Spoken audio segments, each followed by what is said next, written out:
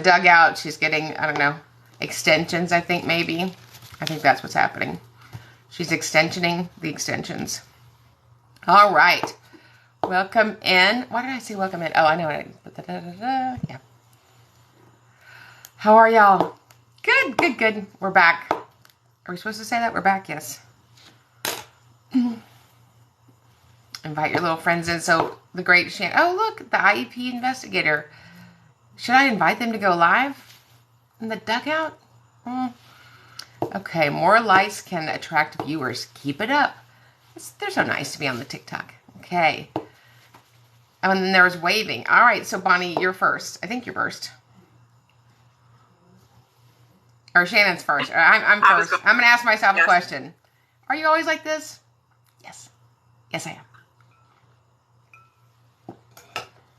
Okay, I'm waiting for people to join, get the questions going. You could ask us a question that you get a lot as an advocate. What's the difference, Shannon? Okay. Do you want to ask me what the difference between an IEP and a 504 is? Just ask me that. Yes. Okay. What's the difference between an IEP and a 504? A 504 is a waste of good paper. However, you can take it and fold it up together and then put it under your Coke can if you're at a barbecue. An IEP is an individualized education program that provides the student support services, IEP goals, and really great federal protections. IEP is where it's at. Somebody said, I know the answer. Thank you. Oh, we're told now. Go ahead and ask your questions now. I like that. That's very official. They got the permission. So how would one go about getting their student evaluated to get an IEP? Yeah, so you just simply send an email. You don't have to send some formal letter from, the UN. It just says, hi, this is my formal request for my student to be tested for special education. Areas of suspected disability are learning, behavior, language, attention, social, emotional issues. We look forward to coming in and signing notice and consent. That's it. Now, once you've sent that email, that's written notification, and then they have 15 days to respond. Whatever you do, don't get lured into that, hey, you're in the car rider line. Come on in. We can talk about it.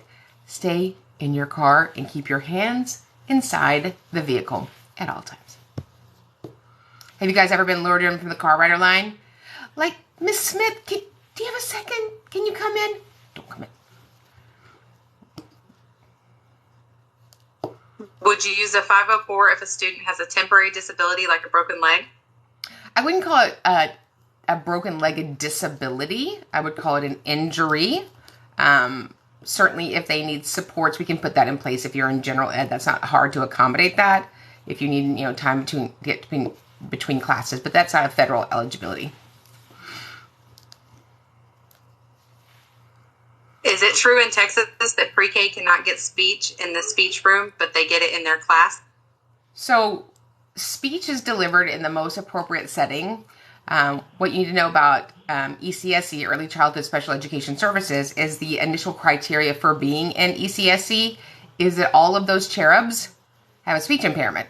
So almost always the speech language pathologist is going to push in to deliver those services. However, if there's something acute or unique about your student's speech impairment that requires them to have a pull-out model, that's certainly something you can talk about. Exactly. That's exactly what I would have said. Nicholas wants to be on the live. What are you going to do? Okay, someone asked, can I register and pay now for the 2-day training on Zoom and take it this summer? She said, they said they're currently teaching and not available until the summer. So you can take the 2-day trainings on demand anytime. You can take it in the summer. You can take it on Antarctica. I don't know if that's a location. We have our 2-day virtual that will be live and interactive this weekend. We haven't done that in over a year. We're very excited. But yes, the on-demand is available whenever you can do it.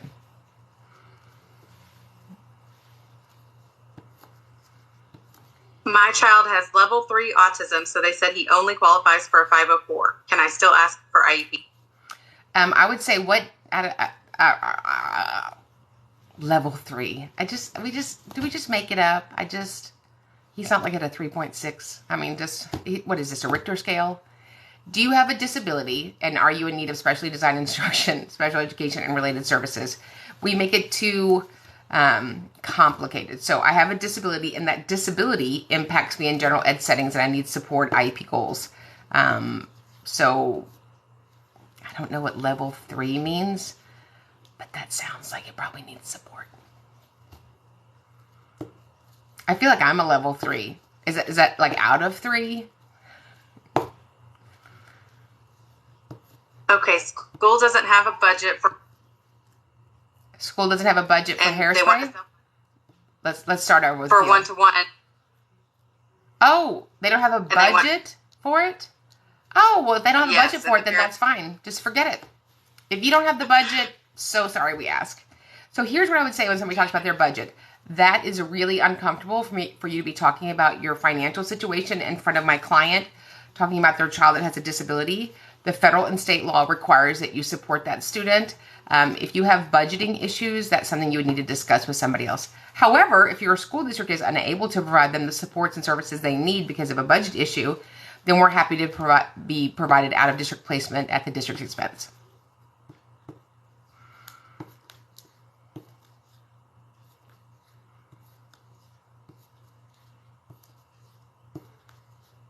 Okay, so it's just you yell at those children. Bonnie, now that your stitches are out, do you want to ask the next question? So let's try to find where Shannon left off here. If we choose to transport our children to school, does the district need to reimburse? We have an IEP. No. I mean, special education transportation is a service that's offered to some kids with disabilities. If for some reason the parent chooses to decline that and transport themselves, that's just an option that you have. Can you explain the difference between accommodations and modifications in an IEP? Yeah, so an accommodation impacts how you learn. An accommodation, a modification impacts what you learn. So I am doing this live, sitting in a chair. I could be doing it standing up. So when you modify something, you change the learner's expectation, and the product you give that student is different than the general ed students will get. Is it bad to refuse mediation for a state complaint? For IEP meetings, arrogance, they do what they want, now filed and refused. No, I mean, I have lots of clients that we refuse mediation. Mediation is a collaborative option of one of your dispute resolution options. It's voluntary. I'm not going to waste my time or my client's time if I believe that the other side is going to come to mediation just to waste our time and to upset the parent. But if I believe that they want to mediate in good faith, that's the question, the legal question. Do you come to the table in good faith to negotiate an outcome? If you do, let's do that. If not, I'm good. We'll just see you at the findings or the due process hearing or the federal complaint. As a teacher, how do I advocate for a student to have a 504 IEP when the parent doesn't want them to? So all you can do is offer that as an option. Ultimately, it's the parent's decision. Special education is consensual, and the parent is the only one that can provide that consent for the school to then provide services. And I want to say about that, there are many cultures, there's certain beliefs in certain populations that very much go against special education, and that's none of my business. And so ultimately, it's the end of the day, it's a parent's decision whether or not they accept the services. Can an SLP deny direct service and only do consult because the student has a BIP? No. I am allergic to consult. I was in an IEP meeting today, and the person was a related service provider and just done an evaluation and said the student qualified for the related service and they were going to do consult. I'm like, let's clear this up. If they need the service, then you have to, what's the word I'm looking for? Provide it, right? Because the other teachers don't need anything else to do. Perfect. Can you come speak to our district's SPED department? Us teachers are struggling. Yeah, I do lots of professional development. In fact, in a couple weeks, we are going to the wonderful state of Wyoming to educate. It'll be myself and another TikTok influencer called the Kid with an IEP, that Kid with an IEP. So we're very excited to go to Wyoming and lasso the good news. I don't know if that's what it's called, but it's something lasso. I don't know if I need to order a lasso. Probably Alicia's bringing me one on the plane. Can you bring a lasso on the plane? I don't know. It's probably, I'll have to check my lasso. I'll put it in my bag. Then your checked luggage only. Checked luggage. Lasso, hairspray, you know. Can you have an IEP if there is only a social work need? So I'm thinking maybe that means social skills need. I mean, you can have an IEP if the student qualifies for counseling as a related service, depending on where you are in the United States. That would be a social worker, an LPC, an LSSP. There's no quantifier of the amount of services you need. It simply says, am I a student with a disability who's in need of special education and or related services? So I've got lots of kiddos that have, for example, ADHD, and they have one IEP goal. So if that's the need, then that's how we address it. All right. What are the proper steps in order to learn to be an advocate? So you would want to align yourself with somebody that has really big hair and natural big hair. Find somebody that can train you. The reason that we started the academy years ago was because there's no training out there. There's some goofy courses that you can take for some goofy people, but it's not really good, robust training. So we have the academy, which is right after this, and we train every Tuesday night. We have for over 2 years on the federal law, the federal requirements. You know, this is a little book that's available on our link, but this is a requirement that we follow this. Even today, I did a TikTok about, you know, something that's in the law, 300.115, and I started out saying, I love how you guys like to disagree with me about stuff that's in the law, and you know what? Somebody had to get in the comments and go, well, that's not true. Oh my gosh. So we have so much training that's done at the break room, and he said, she said, telephone. You need to be trained about what the law is. The good news is the law is not negotiable, and the law doesn't move, and it's not much different than it was in the reenactment in 2004, which is almost 20 years old. 7.5 million children in America have an IEP, and they need advocates to represent them so they can have successful student outcomes. So please come join us and train with us. We have the weekly academy, which you are welcome to join tonight. Alicia will tell you how to do that. Just when you go and register for the academy, where it says, do you have a coupon? Click on that and put in TikTok Live in all caps. And you have a free 15-day membership. We have a 2-day intensive to train you to advocate for somebody or for a living. And then we have the professional mastermind, which is a game changer. It is indeed. Can a CSE chairperson continue with an annual review when a parent is super sick and asked to reschedule? So, I mean, I think it's just good manners to honor people that are not able to fully participate in the meeting. I mean, we get emails all the time as advocates that one of the school-based members is unable to make the meeting. We need to reschedule. The same courtesy needs to be extended to the parent. Now, if they're using that in every meeting, then that's different. But, you know, there are things that happen. Life happens to all of us.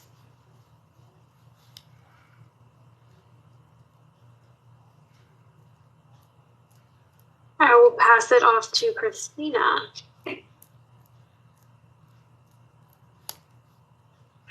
All right. If a student qualifies for OT but also needs accommodations for ADHD, would they have an IEP or a 504? So an OT is on eligibility. It's a related service. So first you have to have a disability, an identified disability on a 504 or an IEP. And then you are needing special education and related services. That's an IEP. But without the disability, the related service doesn't come into play. Okay. All right. How can I make sure that my child is actually receiving adequate services at school?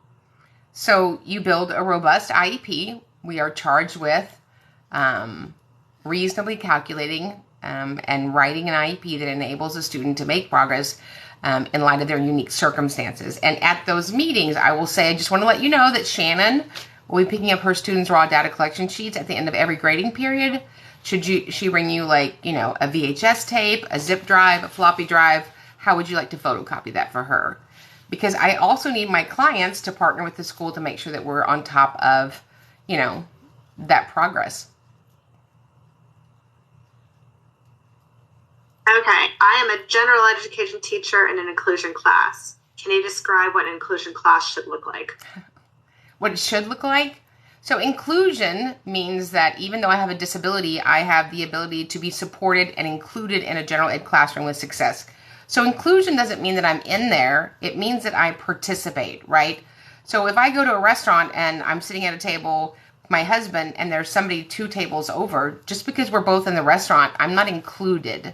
So I think a lot of times we think inclusion is we let a child with a disability come into the general ed classroom, and that is the highest form of seclusion. It often ends up being a classroom within a classroom because we have kids that just sit with their para at the back.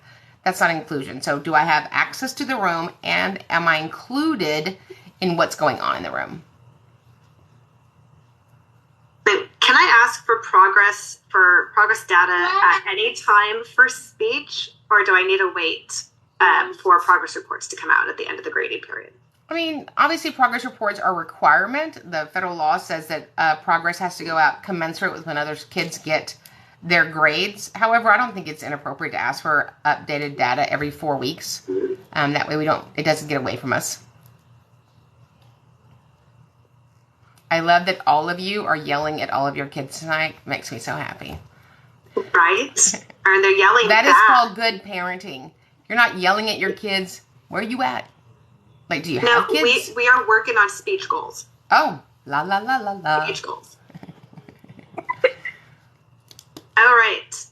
Can a special needs child go all the way to 21 in the public school system?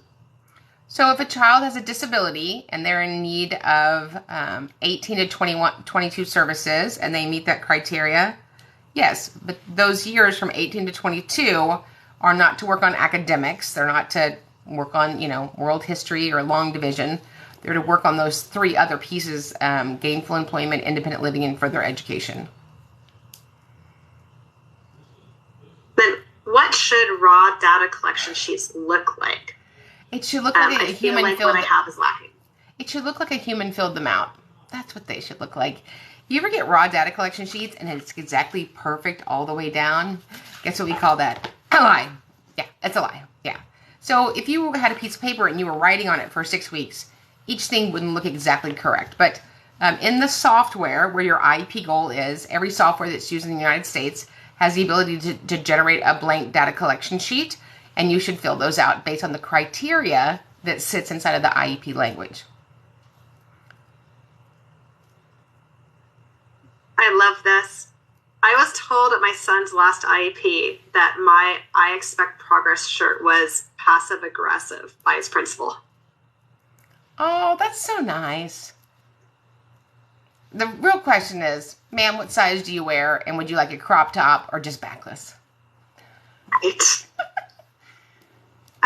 My son's IEP was denied after after testing high for dyslexia. We had to drop the speech IEP and get a 504 instead. Is that legal? What? What does that mean?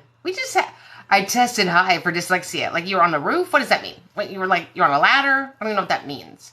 You either have a disability based on criterion-based testing. If you have a speech IEP, you don't have to drop something to get something else. We call that shenanigans or lying. I just call it lying. And if you're going to lie, be good at it.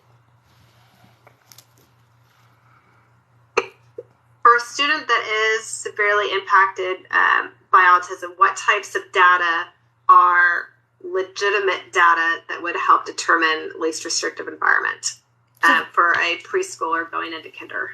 Right. So the data is the student's unique circumstances, right? And that is the totality of how they show up in this world.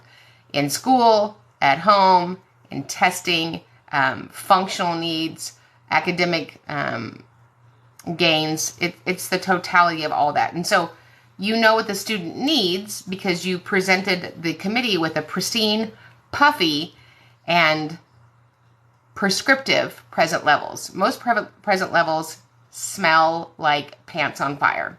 They stink, right? They're terrible. They mean nothing. So I should be able to pick up your present levels and find that kid in the class with somebody else even telling me. Most present levels give me no data to write the rest of the IEP. But that's how you're going to start a correct IEP so that the entire IEP is correct for that student. And then you would know correct placement. I like this. More data collection talk. Would you accept a progress report that says, quote, making progress and no other details? No, I like progress reports that say, we stopped taking data in November. I like that. Like, whew, that was a lot. We just put a pin in it. I said, why did you stop taking data in November? Well, we wanted to present new goals, but you wouldn't let us. I have all this power that I wield at IEP. I just stopped you, right? So the IEP progress report, while it doesn't need to be the Gutenberg Bible, it should tell me how you got to those outcomes. He's making progress. He's on track. He's not going to meet it. He's going to meet it. It should have some comment about what you were working on and if it was working. If it's not working, the school-based members are charged with calling an IEP meeting and saying, come back, let's make adjustments and do different delivery of the product, different setting, change something up. But we don't just let it just finish the year like you didn't do anything. All right, I'm going to ask one more, and then I'm going to pass it back to Miss Shannon. You ready? All right. So what type of data would I look for in an FBA? So you would look for data that tells you a hypothesized function of the behavior, right? We're assuming what we think is knowing. Let me just start over. Let's start over. Just answer that question again with feeling. We'll just end and action. Take you from the top. Christina, do you have a question? I do. It's about FBAs. What? Right? Do I need one? I might need one, actually. You both need one. I think we all need one at some point. But this person was asking, what type of data would you look for in an FBA? So I would look for data that came from teachers that work with him, that would include the parent, that would show me how the kiddo shows up during the day across settings and what the behavioral need is that you need to address. And then hopefully in there's a hypothesized function of the behavior, right? What do we think that he's doing to access or get rid of on this behavior? And then how do we work to mitigate the impact of that?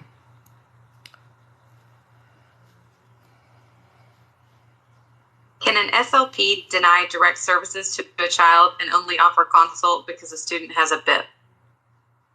Still no. That makes no sense. If a student has a speech impairment, which is an actual eligibility that requires related service, then we have to deliver that.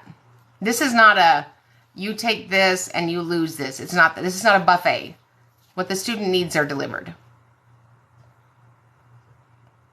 School is putting child in standard without doc order or my permission. What can I do? Why is there a standard at the school? And if that's not part of the IEP that we agreed upon, that's a violation of FAPE.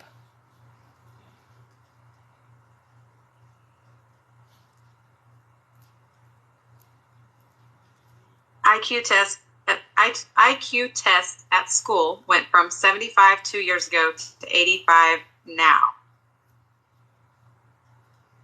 Question mark. So I'm assuming, can that happen? Sure. So specific learning disability in math and autism. Yeah. So there's hundreds of IQ tests that you can get, right? If I give you the WJ4, the Woodcock-Johnson 4, that's probably going to produce the lowest scores because it's so language rich. Versus if I gave you the Kaufman, right? There are different instruments used for different outcomes. You could have a little bit of movement that wouldn't be unusual. So I wouldn't think 10 points was that big of a move. Can a school deny further dyslexia tests for a kid that has an IEP for general learning disorder? So general learning disorder is not a thing. I mean, I hear all of these names.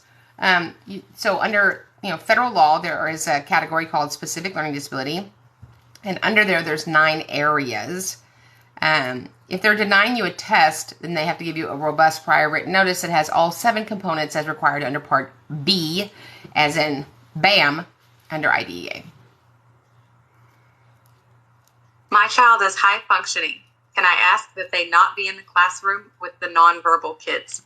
So it's my understanding that we don't talk about kids as high functioning, low functioning, severe. They're just children that have disabilities. And while I appreciate that we want to have the highest impact for our kids with a disability, and we were going over this last night in our mastermind, we don't use the B word in special education. We don't ask for best. We don't try to maximize their IEP. We provide them an education. They're going to be around children with disabilities and children without disabilities. What if you request an IEE and the school wants to do a conflict resolution meeting? I didn't know we had a conflict. So if you ask for an IEE, they either have to grant it or they have to file due process against the parent. I'm in one of those right now. It's fantastic. It's kind of ridiculous. Say with me, ridiculous.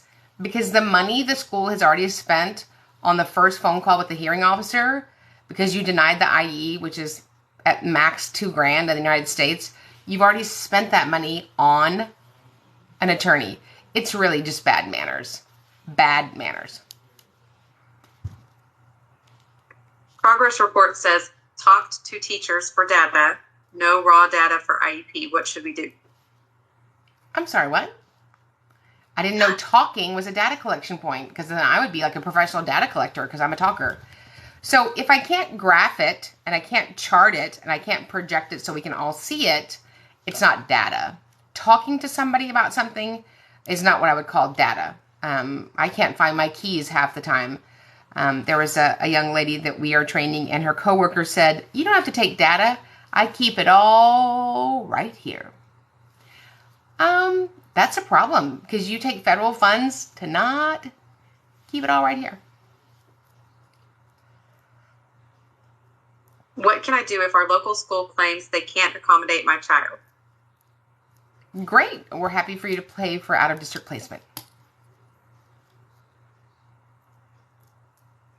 Can the school ask a parent to give them a copy of their child's ABA plan?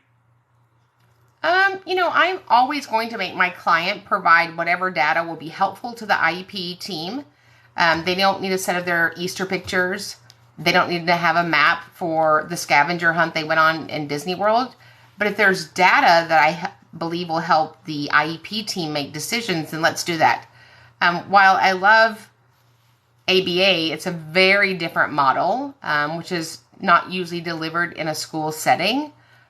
Very, very different model. And so if it's helpful, then yes. But if it's going to be used to get you, then no. How do you keep your composure as a parent when the ARG committee is teaming up on a parent? So this is what I do for a living. I'm sure that if you'd seen me a few years ago in my son's IEP meeting, I was a peach. So my job is to represent them, just like if you were in a legal setting, there'd be somebody representing you in court. My job is to say child-centered focus, but I certainly don't let school-based members purposely and be rude to my client. If they do that, I'm certainly going to address that, any more than I would let my client purposely be rude to a school district, which I've had that as well. So these meetings are emotional, and I understand and appreciate both sides. But at the end of the day, we have to reset, refocus, and provide the student what they're required under state and federal law, which there's never been a pass for.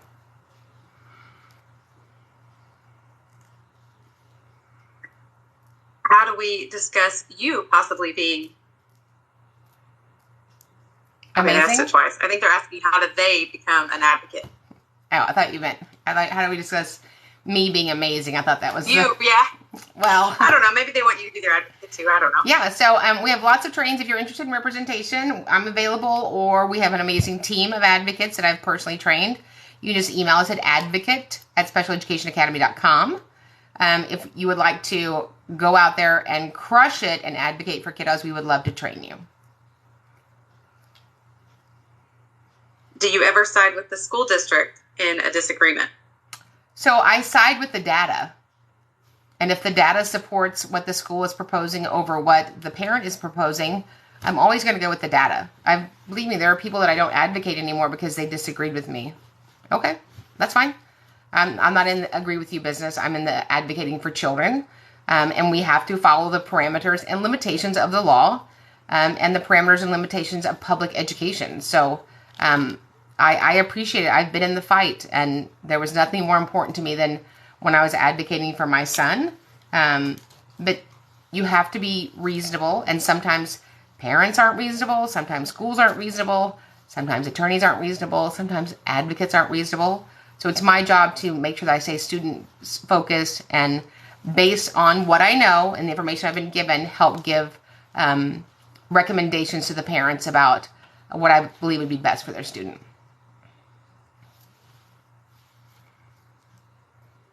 Next steps when child has reading and math intervention since second grade and their level is still low. I don't know what the current grade is, though. So, Tiffany, can you tell us what the current grade is?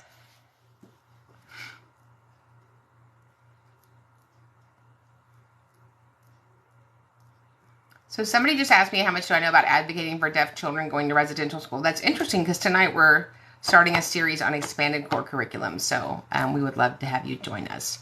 So if you've had an intervention for a child, whether it's IEP or 504 or RTI or MTSS, and nothing's changing and there's not movement, then you have to do something different. It's not just going to overnight change. And Tiffany responded, the student is now in 5th grade.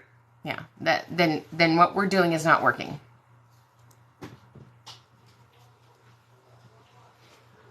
My son has an IEP, but the school has no proper placement.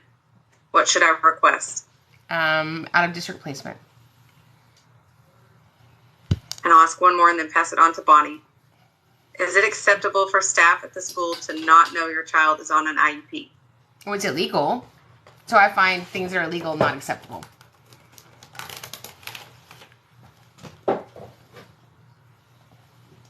Okay, so is taking the STAR test in Texas for high school, do they have to do the 30 hours of tutoring? No.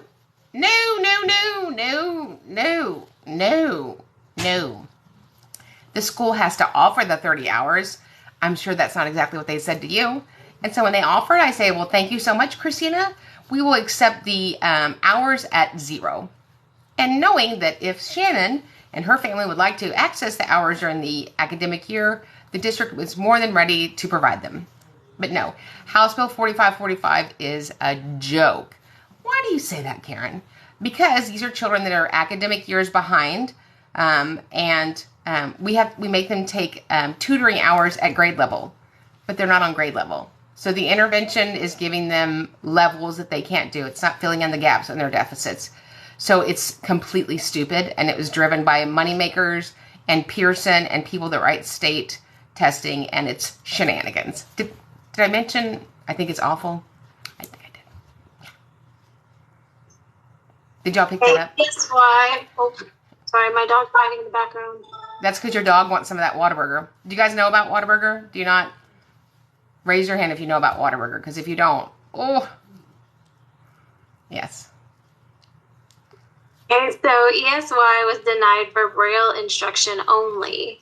What data should I provide? I am a TBI.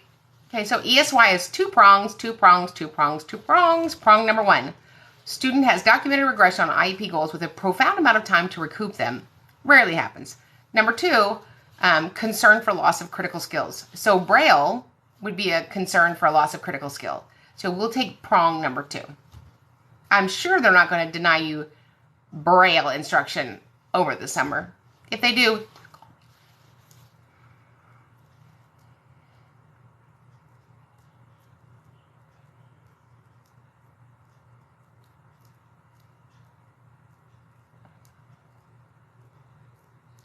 okay, so I'm going to answer a question because you're muted. So it says if 30 hours isn't helpful and we don't want to do summer school, then what? Then you just pass on it and let your kids just be children over the summer. Just let them be little humans. Or as my grandmother said, let them go outside and the stink blow off of them. Right? We don't just need to keep educating and tutoring and come in early and stay late. Just let them be children. Okay, so this one says accommodations are not being implemented, but the school and the teachers say that they are. What can she do about that? If you believe they're not being implemented, I would file a complaint with the U.S. Department of Education Office of Civil Rights. Okay, can a district deny a one-to-one if the teacher and therapist are recommending it? The school can deny anything. It's amazing what I've seen denied over the years. And then if that is the case, you'll have to, utilize one of your 6 dispute resolution options. And an autism diagnosis automatically qualify for a 504 or an IEP? It doesn't automatically qualify you for anything. Having a disability doesn't automatically qualify you for anything. So there's 2 prongs, right? So 504 says I have a disability and I'm in need of accommodations.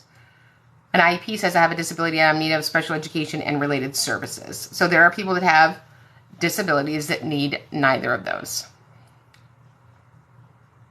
Transitioning from ABA to public school, any recommendations for an IEP? Well, you're going to a very different setting where it's not one-on-one, and it's not one-on-one. So I just make sure that you have a very robust IEP that's going to address his needs. If you can, I would have somebody from the school district at least observe him in the ABA setting. School says child has to advocate for himself to receive his accommodations on the IEP. What do we do? Wow. So the child with a disability has to ask the school, who takes state and federal funds, to do their job and not violate his civil rights. Yeah, not true.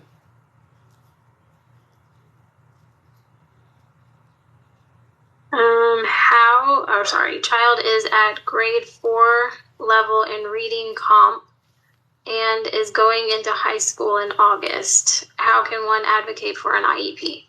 So, you advocate for an IEP by first asking for special education testing. So if you're that many years behind, there's something going on. So I'd ask for a full IEP, a full individual evaluation to look at all areas of eligibility. And then based on those assessments, you should be able to determine if there's a need.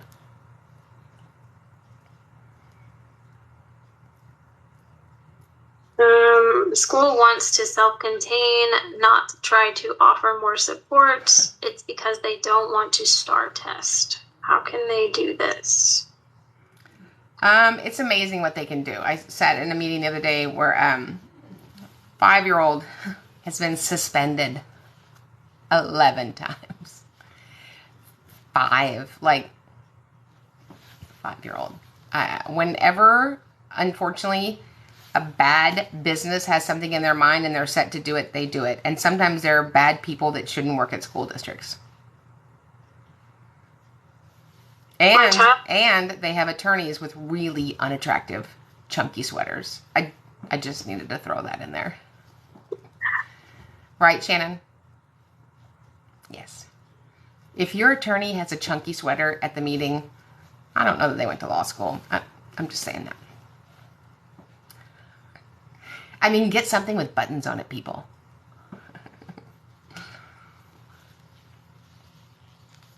What is required in an ARD for the committee to go over?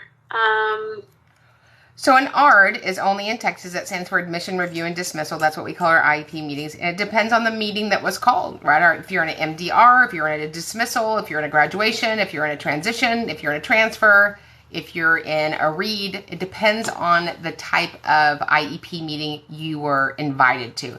So it's very important that when you get that notice, you look at the top. Is this a brief? Is this a review? Is this a revision? Is this a just take up 2 hours of my life that I can never get back? Sometimes that should be the name of it. Just 2 hours of your life that are gone.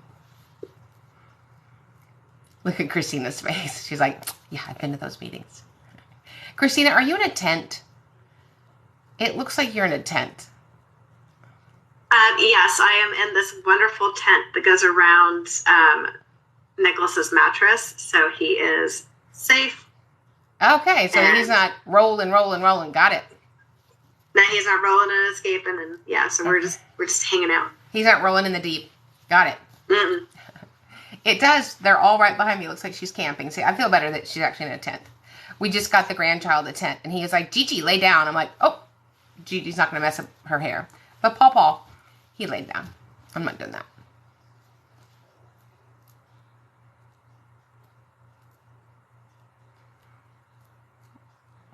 Hey, Shannon, you're it.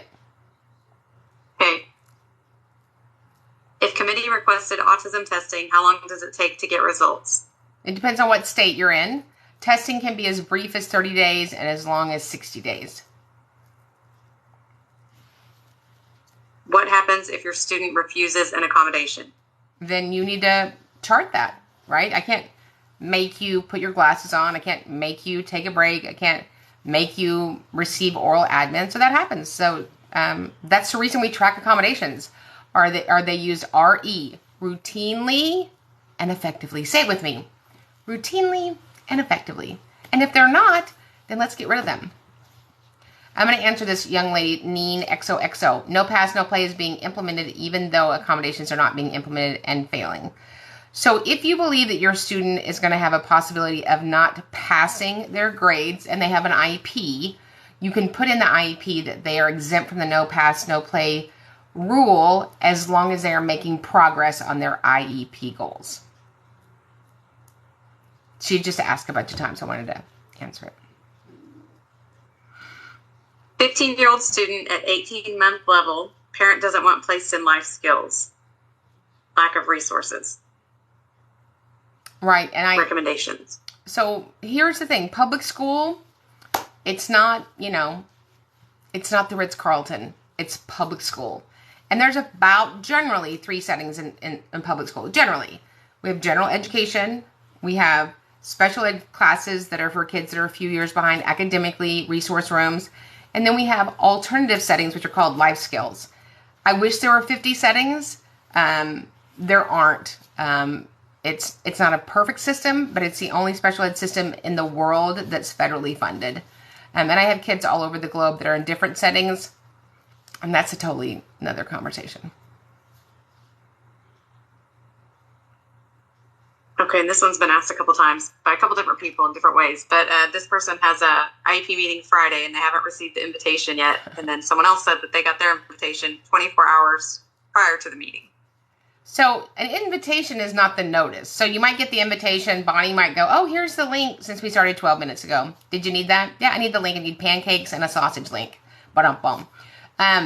So it doesn't matter when you get the invitation. It matters when you got the notice of the meeting.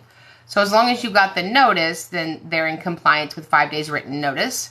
But I just email them and say, Dear Muffin, would you be so kind when you're done watching Yellowstone tonight to send me the link for the meeting at 7:15 in the morning? I have one at 7:15 in the morning. I do. What is a manifestation determination? So an MDR is a manifestation determination resolution meeting. And so we're asking 2 questions to the committee. A student has had an action that required consideration for discipline. And so the first question to the committee, is the action a result or related to the student's known disability? Number 2, or is it a result for the IEP not being implemented? So today I won't tell you where. It starts with the word another state. The answer to both of those questions was yes. That it was a manifestation determination of his disability and the school didn't implement the IEP. But other than that, they did a great job. I'm going to answer this one question. Are direct instruction SPED, not self-contained rooms, considered resource rooms? They could be. That could be a behavioral room. It just depends. But a resource setting is for kiddos that are behind academically. It's all disabled peers. And they're many years behind, and they're working on those deficits. Yes, I would love to be on a video at your kid's IEP meeting. I come to screens all over the place. So let me tell you what happened today. So this lady, she's like this the whole meeting. I said, is it possible that we could see the other miserable people in the meeting? I didn't say that. I said, is it possible we could see all the people in the meeting? Well, this is my computer. Is it? So, and we can't do that. I said, we do it all over the nation every day. Okay, hold on. And then they put a computer in the corner. Ma'am, we had Johnny and Amber on Zoom. I feel like you can get this done. Don't you? Yeah. And listen, this looking up at somebody's nostril cavities, unless you're a dentist, it made me uncomfortable. I'm just saying. I'm just saying. Can a child qualify for ESY during initial IEP evaluation before even starting preschool? Sure. So if we know based on the acuity of their disability that they're going to need services over the summer, let's say that we go in tomorrow and Christina's little nephew is 2.99 years old, and he's going to start his special ed tomorrow. And we know based on the acuity of his disability that they are going to need ESY. You have to address ESY at least in their annual IEP. So your initial IEP would be an annual. So it's yes. Oh, you want to hear what else I heard this week? So I'm not kidding. ESY is for kids that are really, really disabled. Oh, not just like one really, but like really times. And she goes, you know. I don't know, ma'am. She did, though.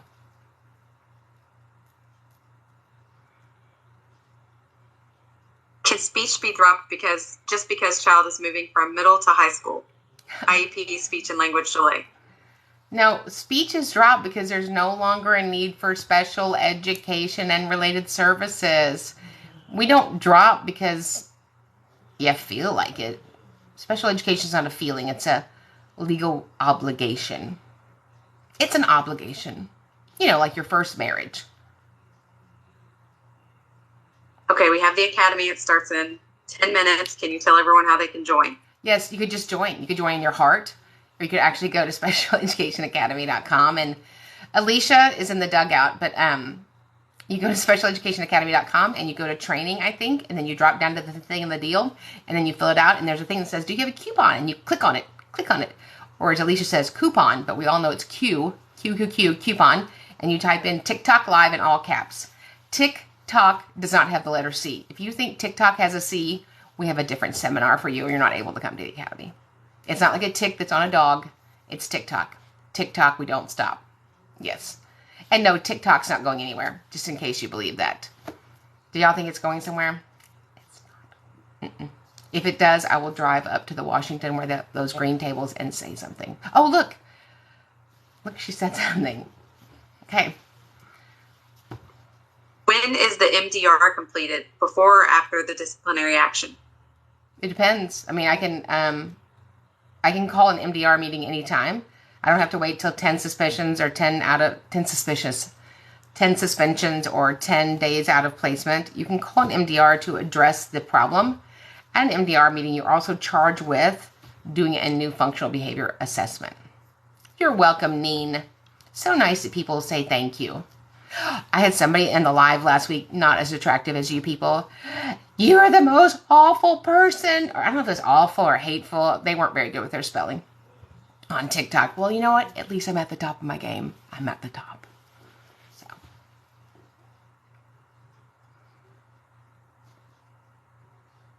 Why would you have to hold an IEP meeting for summer school? If that's going to be part of your programming, it's part of what you agreed to. Credit recovery, a student maybe had a bunch of absences. There are reasons you would have an IEP meeting for summer school. So if you refuse the 30 hours tutoring, can school take electives away? No, because that would make them liars. I would say our friend Mike Morath is going to be very concerned that you're lying to parents. And Dr. Justin Porter wouldn't like that either. And if you keep it up, I'm going to call Mayer Cunningham. Is that what you want? It's not. So the law simply states that this school district has to offer you the hours. And just like broccoli, I appreciate the offer. I won't be taking any of it, though. Thank you. And nobody ever says anything. But if you don't know and you buy the propaganda and your kid that's 3 years behind sits in 8th grade tutoring and doesn't know how to write a paragraph. So there's that. Okay, how can people contact you if they want you to be their advocate? They would call me at 1-800-SIZZLE. That's 1-800. Oh, no, that's for the gas prices. I'm sorry. I wonder if that number is available. It probably is.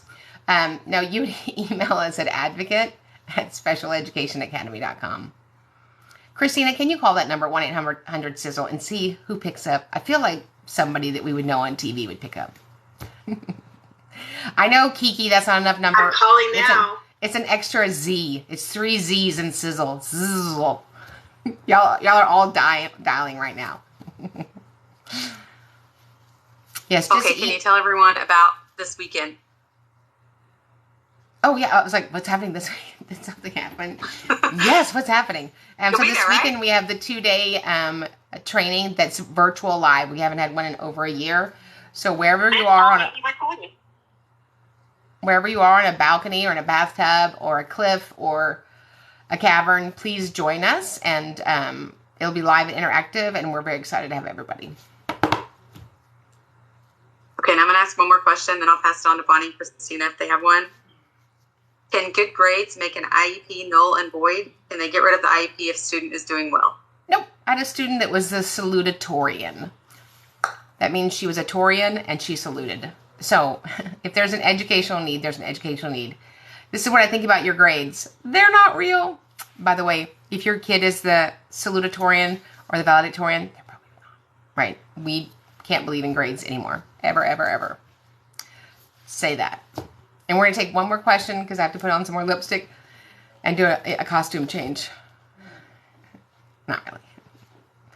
But I do have to put on more lipstick. Shannon, they're waiting on you. Bonnie's having her Whataburger and Christina's in the tent. I got it. So what is starting tomorrow? Do you have a series starting tomorrow? We do have a webinar starting tomorrow.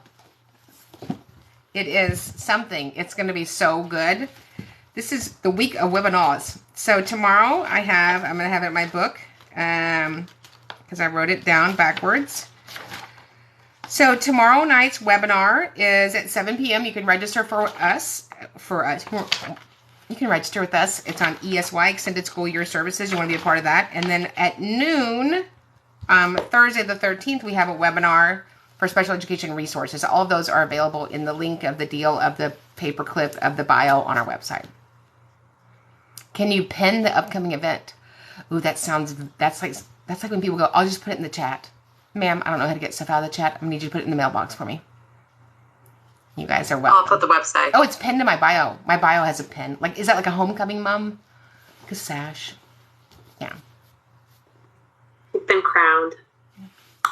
Yes. What if we had IEP shirts that said, it's not me, it's you? The reason I IEP on Zoom is so I don't bite anybody. I feel like that would be a good shirt. Okay, we'll take one more question, then we're going to jump off. Mums. Yes, Kiki. Okay, do we need... How do you fight the removal of OT? Okay, go ahead. Go ahead. Who was going?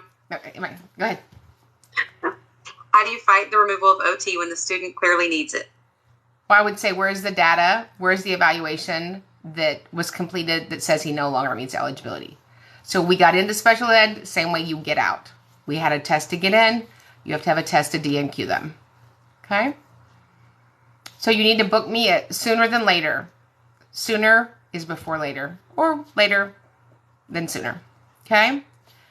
All right, you guys, we will see you on the Academy. Remember, when we get it right for the child, we get it right for everybody. We have a webinar tomorrow night starting ESY, and then we'll have a webinar every other week so that you guys can be fancy and informed to serve kiddos. Remember, we get it right for the child, we get it right for everybody.